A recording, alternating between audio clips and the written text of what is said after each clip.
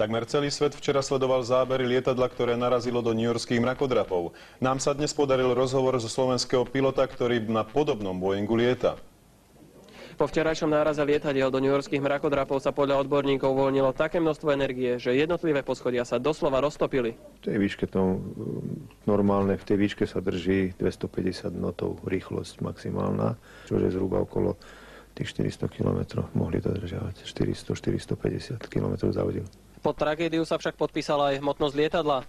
Je to okolo 120 až 160 tón. Samotný výbuch spôsobili palivové nádrže, ktoré hneď explodovali.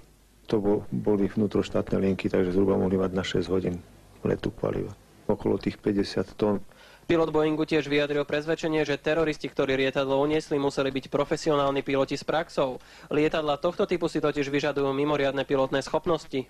Aj to, že sa tí cestujúci dostali s nejakými predmetmi, údajne to boli nože, na palubu lietadla, tak to nebola chyba leteckej spoločnosti, bola to chyba letiska. Dostať sa do kabiny lietadla pre teroristov problém nie je. Teroristický útok môže odvrátiť len tajná bezpečnostná ostraha. Tu si však letecké spoločnosti najímajú väčšinou len na mimoštátne lety.